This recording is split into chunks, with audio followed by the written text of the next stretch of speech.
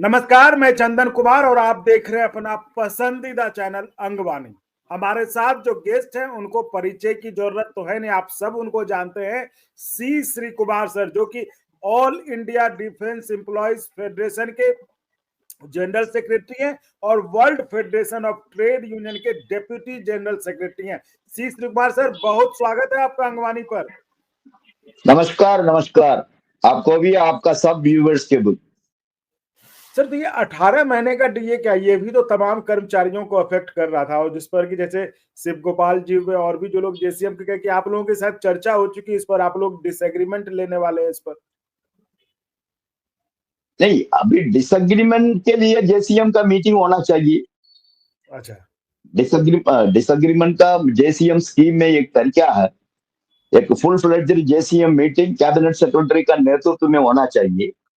तो उसमें सरकार का तरफ से बोलेगा ये बेनिफिट हम आपको नहीं देगा, फिर हम सरकार को बोलना पड़ेगा आप नहीं देगा तो फिर आप डिसएग्रीमेंट रिकॉर्ड करो। जी, वही कहते कि इस बार डिसएग्रीमेंट मांगेंगे, वो यही कह रहे थे। डिसएग्रीमेंट रिकॉर्ड होगा तो फिर वो जाएगा बोर्ड ऑफ आर्बिट्रेशन को। जी, board of arbitration. JCM scheme में बोर्ड ऑफ आर्बिट्रेशन एक रिटायर्ड हाई कोर्ट जज उसका चेयरमैन होता है, और सरकार का तरफ से एक कोई ऑफिसर आता है, और हम लोग का तरफ से भी कोई सीनियर ट्रेड यूनियन नेता को नॉमिनेट करता है। ये तीनों बैठ के बोर्ड होता है। तो उस बोर्ड का सामने हम लोग आके हम लोग का आर्ग्यूमेंट रखता है, सरकार की तरफ से सरकार भी आके उनका आर्ग्यूमेंट रखता है। उसमें अंतिम में क्या डिसीजन होगा, वो डिसीजन तो बाइंडिंग है। मतलब आप लोग लेकिन इसमें भी पावर सरकार को है। स्कीम बोल रहा है the award of board of arbitration is binding on both the parties। मतलब आर्बिट्रेटर ने कुछ डिसीजन दिया, आपको भी एक्सेप्ट करना है, सरकार को भी एक्सेप्ट करना है। उसका खिलाफ में आप कोई हाई कोर्ट में, सुप्रीम कोर्ट में अपील भी नहीं जा सकता है। That is final. लेकिन को हम आ रहा हूं, लेकिन उस स्कीम में सरकार को पावर दिया कोई भी आर्बिट्रेशन अवार्ड एक्सेप्ट करना, रद्द करना, मॉडिफाई करने का पावर पार्लियामेंट को है। तो पार्लियामेंट को है का मतलब क्या है, किसका सरकार है, वो सरकार को मेजॉरिटी है पार्लियामेंट में। तो एक फाइनेंस मिनिस्टर नहीं तो डीओपीएनटी का मिनिस्टर आके एक बिल प्लेस करेगा, यह आर्बिट्रेशन अवार्ड को हम रिजेक्ट कर रहा है, या आर्बिट्रेशन अवार्ड में हम कुछ मॉडिफिकेशन कर रहा है। किस रूलिंग पार्टी को मेजॉरिटी है वो एमपी ताली डालेगा, वो बिल पास हो जाएगा, आप लोग का अवार्ड खत्म हो जाएगा। तो ये सब विषय है इसमें। तो डिसएग्रीमेंट आप हैं इस पक्ष के कि हाँ डिसएग्रीमेंट लिया जाए इस पे? अभी दूसरा रास्ता क्या है, लेकिन इसमें और एक विषय है। ऐसा एक सिमिलर केस में सुप्रीम कोर्ट ने एक जजमेंट दिया, तेलंगाना स्टेट गवर्नमेंट एम्प्लॉइज का केस में।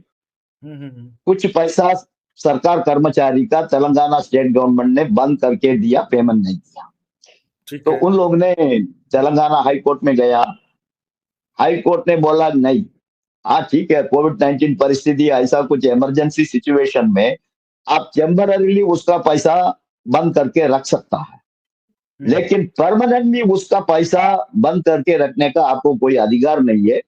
आप वो पैसा विथ 12% इंटरेस्ट इनको पेमेंट करना है, ठीक है। ये जजमेंट आने के बाद नेचुरली सरकार तो छोड़ता नहीं, सुप्रीम कोर्ट में अपील चला गया। तो सुप्रीम कोर्ट भी बोला नहीं, आप कैसे उनका एक्चुअली वो पैसा उसका ड्यू है, वो ड्यू पेमेंट आप कैसे बंद करके रख सकता है। ठीक है, कुछ समय के लिए रख सकता है, लेकिन परमानेंटली नहीं रखता, आप उसको पेमेंट करना ही है। फिर तेलंगाना गवर्नमेंट ने बोला ठीक है सर हम पेमेंट करेंगे, लेकिन आप इंटरेस्ट को रद्द करो। तो सुप्रीम कोर्ट बोला ठीक है, 12% का जगह में तुम 6% उसको इंटरेस्ट दे दो। तो वो भी है, तो वो भी सरकार का सामने हम लोग विचार रखा है। तो ये सब है, अभी देखेंगे सरकार इसका ऊपर, लेकिन अभी तक सरकार बोल रहा है आपको नहीं देगा। जी, तो कल को ऐसे ये भी अचानक घोषणा कर दे पेमेंट करने के लिए, स्वागत करेंगे। स्वागत तो करेंगे, क्यों नहीं। एम्प्लॉइज को कुछ बेनिफिट मिल रहा है तो हम क्या विरोध करने के लिए थोड़ी ट्रेड यूनियन चला रहा है। नहीं नहीं, मैं कह रहा हूँ, मैं ऐसा आपको तो नहीं लगता है, ऐसा लग रहा है ना कि जैसे अचानक से 8वां वेतन आयोग का घोषणा होगा, तो उसी तरह एक दिन जो अचानक से 18 महीने के डीए का भी घोषणा हो जाए, चाहे आप जो भी कहें उसे पॉलिटिकल रीजन या जो भी। दे तो ना अच्छा है ना, हम कारण कुछ भी बोलने दो, हमको कुछ बेनिफिट मिल रहा है तो हम तो स्वागत भी करेगा ना, हमको क्या, इसलिए हमने मनोहर पर्रिकर जी का उदाहरण आपको दिया। सर तो चलिए ठीक है, मतलब ये है कि अब लोगों की जिस तरह से उम्मीद बढ़ गई है कि जैसे अब डिमांड तो बहुत है कर्मचारियों की, लेकिन 8वां वेतन आयोग और 18 महीने के डीए को लेकर, चूंकि ये तमाम कर्मचारियों पर लागू होता है, उस पर ये किसी एक डिपार्टमेंट या एक सेगमेंट का मांग नहीं है, तो लोगों को अब उम्मीद बढ़ गई है कि जो है ये जिस तरह से 8वां वेतन आयोग अचानक से आ गया, तो कहीं 18 महीने का डीए का भी ऐलान ना हो जाए, जिसको आप पॉलिटिकल रीजन कह रहे हैं, तो हो सकता है वो भी पॉलिटिकल रीजन की वजह से ऐसा हो जाए। तो देखिए, कारण पॉलिटिकल होने दो, कुछ भी होने दो, एम्प्लॉइज को बेनिफिट मिल रहा है तो हम उसको स्वागत करेंगे, उसके लिए हम फाइट कर रहे हैं ना। हमारा लड़ाई किस लिए, हमारा प्रधानमंत्री हमारा भी है ना, जी प्रधानमंत्री देश का प्रधानमंत्री है, उनका सामने हम मांग रख के फाइट कर रहा है, वो तो हमारा अधिकार है ना, फाइट करना तो हमारा अधिकार है, संविधान में अधिकार है। लेकिन अभी विषय क्या है ना, जी देखिए ठीक है, सबके लिए है, अल्टीमेटली देखिए इसी को भी स्टेट गवर्नमेंट्स भी फॉलो करेगा। आजकल 99% स्टेट गवर्नमेंट्स केंद्र सरकार कर्मचारी का पे कमीशन का वही सेम बेसिस में उनका पे स्केल वगैरह आजकल होता है। जी लेकिन अभी विषय क्या है ना, विषय तो बहुत है, आप पे कमीशन अनाउंस हो गया करके सब कुछ होने वाला नहीं है, वो तो एक अनाउंसमेंट है। जी लेकिन इसका चेयरमैन कौन होता है तो मालूम नहीं है। एक सुप्रीम कोर्ट का रिटायर्ड जज जनरली चेयरमैन होता है। जी फिर सरकार का तरफ से दो रिप्रेजेंटेटिव्स भी रहेगा, एक इकोनॉमिस्ट रहेगा और कोई बड़ा सीनियर वर्कर रहेगा, वो क्या बैकग्राउंड में आएगा हम लोगों को कोई आइडिया नहीं, number one.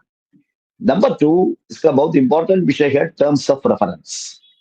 Ji sir. Terms of reference का मतलब, अभी सोमनाथन कमिटी ने कैसे हमको बोला हमारा टर्म्स ऑफ रेफरेंस में एनपीएस का इंप्रूवमेंट है, आप ओपीएस के बारे में हमसे बात मत करो, तो वही टर्म्स ऑफ रेफरेंस है। तो ये टर्म्स ऑफ रेफरेंस में क्या क्या रहेगा, उस टर्म्स ऑफ रेफरेंस का जूरिस्डिक्शन में ही पे कमीशन उनका काम करेगा। अभी तक सिस्टम क्या है, नेशनल काउंसिल जेसीएम को उन्होंने चिट्ठी लिखा है, अभी सरकार ने पे कमीशन बनाया, टर्म्स ऑफ रेफरेंस में क्या होना चाहिए, आपका विचार क्या है। 7वां पे कमीशन तक वही सिस्टम है। जी उसका बाद हम लोग स्टाफ से बैठ के ये टर्म्स ऑफ रेफरेंस में होना चाहिए, ऐसा करके उनको चिट्ठी देता है। कभी अच्छा डिस्कशंस को बुलाता है, कभी बिना डिस्कशन सरकार उसका मर्जी में पर टर्म्स ऑफ रेफरेंस बना के देता है। ठीक जी है, उसका बाद फिर पे कमीशन उनका काम शुरू करेगा। फिर हम लोग को बोलेगा तुम लोग मेमोरेंडम सबमिट करो, तो मेमोरेंडम सबमिट करना, फिर मेमोरेंडम का ऊपर क्वेश्चंस लिखेगा, उस क्वेश्चंस को जवाब देना है। फिर पे कमीशन का साथ ओरल एविडेंस बोलता है, हम लोग उनका सामने आके बैठ के उनका दिमाग में हमारा मेमोरेंडम में क्या क्या डाउट्स है विचार है उसको जवाब देना है, ये सब है। लेकिन हम आपको हमारा अनुभव एक बोलना चाहता हूँ पब्लिक सर। को भी। पिछले पे कमीशन का तो जस्टिस माथुर साहब चेयरमैन था, उनका साथ हम लोग का बहुत मीटिंग हुआ, एआईडीएफ का तरफ से भी 2-3 मीटिंग हुआ, फिर नेशनल काउंसिल जेसीएम का तरफ से भी मीटिंग्स हुआ। हम लोग का उस समय का डिमांड था 26,000 मिनिमम पे होना चाहिए। 26,000, ठीक है। 26,000 कैलकुलेशन वगैरह करके हम लोग ने बोला, तो उसका मतलब 3.26 अप्रोक्सीमेटली आएगा फिटमेंट फैक्टर। Treatment factor. तो हाँ, फिटमेंट फैक्टर। तो फिर उन्होंने आर्ग्यूमेंट किया, हम लोग का विचार रखा था, लेकिन उन्होंने एक इनडायरेक्टली, डायरेक्टली वो नहीं बोल सकता, इनडायरेक्टली हम लोग को एक हिंट दिया, तो मिनिमम तक का 21,000 तक आने का संभावना है करके। लेकिन अल्टीमेटली सरकार की तरफ से नेचुरली सरकार ने बोला हमारा पास इतना पेमेंट कैपेसिटी नहीं है, तो आप 21,000 कैसे रिकमेंड करेगा। तो जी अल्टीमेटली रिकमेंडेशन आ गया 18,000, जी 18,000 रुपया।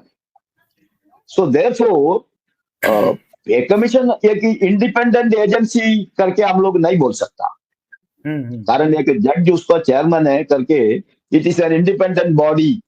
वो सरकार को भी सुनेगा, आपको भी सुनेगा, लेकिन वो इंडिपेंडेंटली उसका विचार पब्लिक का सामने रखेगा, ऐसा नहीं। अल्टीमेटली कारण टर्म्स ऑफ रेफरेंस में ये भी जनरली लिखता है, सरकार का पेइंग कैपेसिटी भी देखना पड़ेगा, सरकार का इकोनॉमिक कंडीशंस भी देखना पड़ेगा, उसी में फिर सब खत्म हो जाएगा। सो देयरफॉर ये सब अनुभव हम लोग को है। अभी आपस में बैठ के एआईडीएफ का अंदर हमारा लिडरशिप बैठ के चर्चा करना है। हम लोग के पास 400 का ऊपर यूनियंस है, उनका भी ओपिनियंस लेना है, और नेशनल काउंसिल स्टाफ सेट की तरफ से भी बैठ के डिस्कस करना है। तो अभी काम बहुत है, बहुत रिसर्च करने वाला काम है, कारण महंगाई का आजकल कोई कंट्रोल नहीं है। तो महंगाई का अनुसार आज का डीए और आज का तंगा में कोई रिलेटिविटी नहीं। 400 रुपया लहसुन हो रहा है, मतलब उसका डीए में ये सब रिफ्लेक्ट नहीं होता है। तो ऐसा बोलने में नहीं होगा, हम लहसुन नहीं खाएगा इसलिए आपको क्या प्रॉब्लम है, तो आप नहीं खाएगा तो आप तो खाएगा ना, तो हमारे लिए लहसुन चाहिए, तो आप 400 रुपया किलो करके कैसे परचेज करेगा। तो बहुत विषय है, बहुत इश्यूज है, वो सब्सिक्वेंटली हम लोग डिस्कस करने का समय वो सब के बारे में हम लोग विस्तार से चर्चा कर सकता है। लेकिन अभी एक प्रिलिमिनरी स्टेज है, अभी केवल कमीशन के बारे में सरकार अनाउंस किया, लेकिन उसका अभी लंबा प्रोसीजर्स बाकी है। We have to wait and watch. Sir ये आपने अच्छी बात इस पर कर दी। तो यानी कि अभी तो सब कुछ हम भी ऐसा ही मानते, अभी तो इनिशियल है, सिर्फ प्रधानमंत्री ने 8वें वेतन आयोग के गठन की मंजूरी दी है, तो अभी तो सब कुछ होना बाकी है। लेकिन जिस तरह से चर्चाएं कुछ मतलब चैनल्स वगैरह कर रहे हैं व्यूज सब्सक्राइब के चक्कर में, कि इतना फिटमेंट होगा, इतना कुछ हो जाएगा, इतना रुपया बढ़ जाएगा, तो ये सब तो अभी उसको तो कोई मतलब सही तो नहीं माना जा सकता ना, ये सब तो कल्पनाएं, इमेजिनेशन ही है सिर्फ। देखिए चंदन जी, अभी अगला 2 साल आप देखिए, डेली सब लोग उसका खुद पे कमीशन का रिपोर्ट बना के भेजता है। अभी तक केवल अनाउंसमेंट हुआ, लेकिन अभी तक हमारा पास 15 पे स्केल आ चुका है, 15 टाइप ऑफ पे स्केल। ये पे स्केल होने वाला है, वो पे स्केल होने वाला है, वो ठीक है। पहले तो विविध भारती होता ऑल इंडिया रेडियो में, उसमें एक प्रोग्राम है ना, हमारा इच्छा का सॉन्ग उन्होंने रिले करेगा, हमने लिखेगा, हमको उस समय तो ये सब फैसिलिटी नहीं था ना, ऑल इंडिया रेडियो का ऊपर ही डिपेंड करना है। एक अच्छा सॉन्ग आपको सुनने के लिए ऑल इंडिया रेडियो का विविध भारती को लिखता है, मोहम्मद रफी का ये गाना हमको चाहिए, फिर बोलेगा श्री कुमार ने डिमांड किया ये मोहम्मद रफी का गाना चाहिए, हम उसको रिले कर रहा है। ऐसा ही है ये सब, हमारा इच्छा है, हम लिख के भेज दिया, आपको इतना मिलेगा। ये सब अभी 2 साल ऐसा ही चलेगा जब तक पे कमीशन का रिपोर्ट आएगा। तो व्यूअर्स देखिए, ये बड़ी बात श्री कुमार सर ने कहा, जैसा कि मैं भी आपको पहले बताता रहा हूं, भले आप मेरी बात पर विश्वास करें न करें, लेकिन श्री कुमार सर आपके नेता हैं, कर्मचारियों के नेता है। तो मैं चाहता हूं ये प्लेटफॉर्म, जिसे हमने एक जिम्मेदार प्लेटफॉर्म बनाने की कोशिश की है, जहां पर से कोई गलत जानकारी ना जाए, तो हम आपको बार बार आगाह करते हैं कि आप भ्रामक चक्करों में ना पड़े। ऐसे ही सरकारी कर्मचारी ऑफिस के टेंशन में परेशान रहता है, बीपी शुगर हाई रहता है, तो आप निश्चिंत रहें। तो अभी कुछ ने, अभी सिर्फ गठन हुआ है। चले एक अच्छी बात है कि गठन की मंजूरी हो गई है, तो आज न कल होगा, लेकिन अभी कुछ भी तय नहीं हुआ है कि कितना पैसा आपका बढ़ जाएगा, कितना क्या होगा। इसलिए हम बार बार आपको भी आगाह करते रहते कि होता ना, कभी कभी आप बहुत इतना सपना देख लेते हैं कि हमें, जैसे चर्चा होती सर कि 3 पॉइंट समथिंग फिटमेंट फैक्टर हो जाएगा, और पता चला मिला कुछ, तब आपको धड़ाम से जब आपके सपने टूटते हैं तो वो बड़ा शॉकिंग होता है और दुखद होता है। इसलिए भाइयों व्यूअर्स, मैं कहता हूं कि आप अंगवानी देखते रहे, आपको बिल्कुल यहाँ से कोई कल्पना और कोई इमेजिनेशन की बातें नहीं होंगी, जो क्रेडिबल होगी। आपके नेता है श्री कुमार जी, और भी नेता है जेसीएम के कर्मचारियों के, वो जो बात रख रहे हैं, क्योंकि यही वो लोग हैं जो सरकार के साथ बात करते हैं। बाकी तो हवा महल बनाने के लिए बहुत बनाते रहिए, लेकिन ये वो लोग हैं जो सरकार से बात करते हैं, सरकार के पास अपनी बात रखते हैं। और श्री कुमार सर तो ऐसे हैं कि जिन्होंने कहा, जब वहां पे सोमनाथन जी ने कहा कि भाई हमें मैंडेट ओपीएस पर बात करने की नहीं है, सिर्फ एनपीएस पे बात करेंगे, तो इन लोगों ने तो उस मीटिंग को बायकॉट कर दिया। तो ये आपके कर्मचारी नेता, ये लोग जो बोल रहे हैं वही ऑथेंटिक होगा। ये क्योंकि ये सरकार से आप निगोशिएट करते हैं, इसलिए बाकी आप भी निश्चिंत रहें, जिंदगी एंजॉय करें, बेकार के झूठ गलत भ्रामक खबरों में टेंशन ना पालें। बाकी जैसे जैसे जो होगा वो हम बताएंगे। तो कुमार सर, समय आपने निकाला, बहुत बहुत धन्यवाद। और साथियों, आप ऐसे ही चैनल को लाइक शेयर सब्सक्राइब करते रहे और संभव हो तो ज्वाइन भी करिएगा, जिससे हमें आपके लिए और गुणवत्तापूर्ण कंटेंट के निर्माण में मदद मिले। सर बहुत धन्यवाद। धन्यवाद, धन्यवाद, शुक्रिया, थैंक यू वेरी मच। और अगर आपको अच्छा लगा तो एक बार और आपको मैं कहना चाहूंगा कि आप इसको प्लीज सब्सक्राइब और शेयर करते रहें, ताकि हमारा भी मनोबल और सपोर्ट बना रहे।